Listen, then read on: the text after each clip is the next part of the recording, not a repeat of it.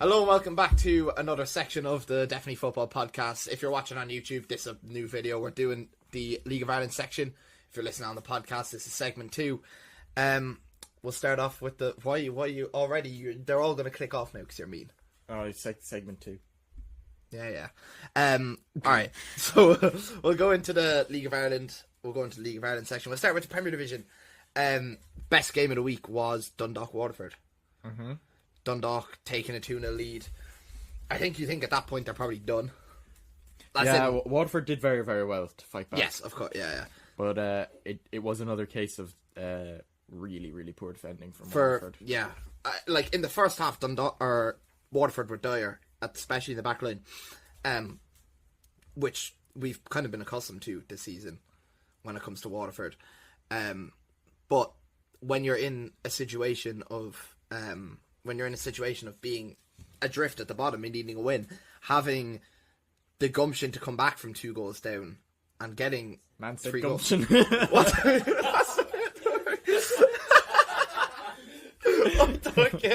Having the I don't want to say the word now. Having the guile to be able to come back from 2 goals down, especially in the position they're in, being able to come back from 2 goals down and winning 3-2. It's really important, especially they're probably the team that everyone looks at as the team that are going to come bottom. So when you kind of put the message out to the league like that, beating a team who have been as good as Dundalk at home, you're sending a clear message that you're not going down without a fight. Yeah. A team that also proved us wrong last week was Derry. Obviously, we were very critical of Derry last week. We were. For good reason. Yeah, they've been bad. Yeah, but that was a very good result that they desperately needed. I think they were 1-0 up for a lot of the game. The first goal. Yeah, absolute cracker. Yeah, it was very good. But we spoke about it before, about maybe those goals happen a lot in the League of Ireland. Yeah, too much time and space given to him by the Drogheda defence. I will say Derry do have a lot of games in hand as well, so it is looking a bit. Yeah, teams have games nervy in hand for on them. Yeah, I think we called for.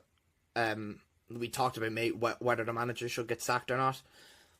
He's bought himself some time with this. I think they did very well to kind of keep Drogheda at an arm's length throughout most of the game. Obviously, lovely counter to finish the game off at the end. And that result does them well, and it does them even better because the team below them, Galway, got resoundingly beaten by Shamrock Rovers. Yeah, no surprises there, really. No, I think Shamrock Rovers have...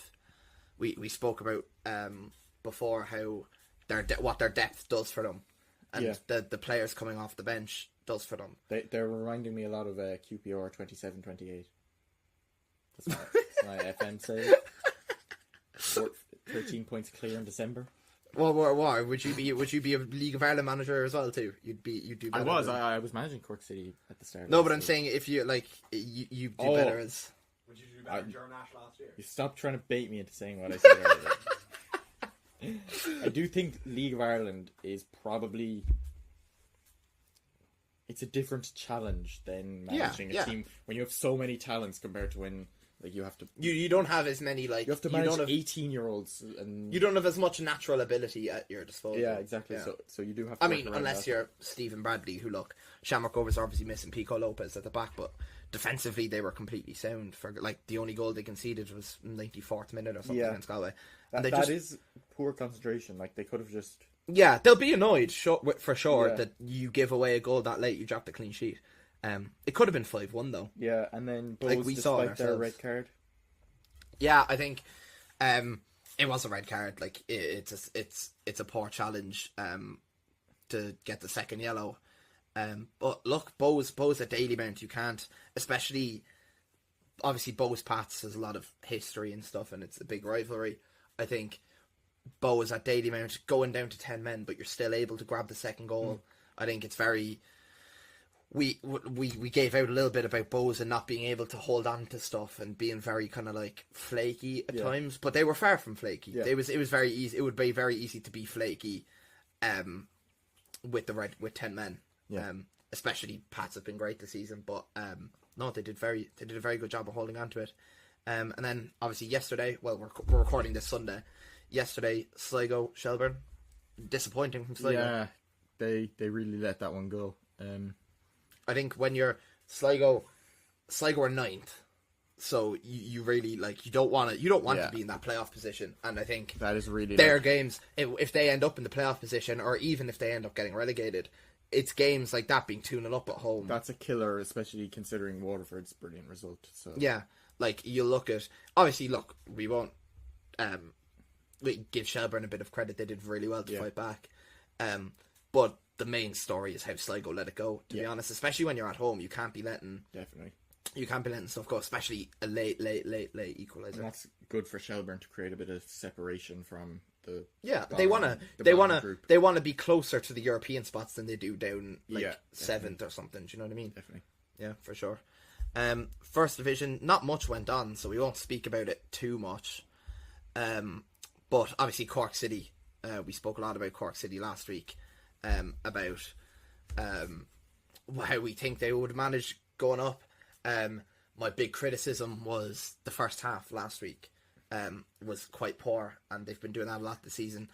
Didn't do it this week.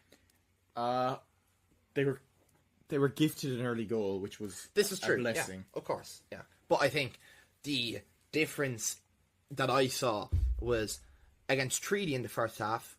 We gave Treaty a lot of chances, albeit they didn't score any of them. But we get if that was a different team, we could have been 1-2 goals down at half time. Yeah. Whether this time we didn't give them as many, we didn't give Bray any chances to pounce on. And look, Bray are a better team than Treaty, but Bray played worse. Yeah. Bray were not at the level. We spoke about Bray winning 5-2 against Longford last week. They weren't at the level that they're usually at, and I think it's becoming a bit of a cakewalk for City now, really. And we can talk all day, but everyone knew before the season started that this would happen for City. Yeah, and I do think we were too good to go down last season. It was a bit of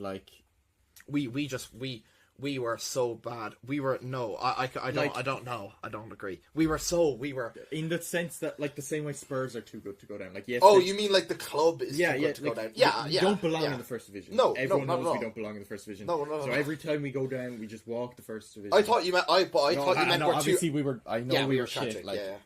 I get what you mean though. We're too big of a club to be. In the first division. I think now the goal for Robson is to just start preparing us for the Premier Division.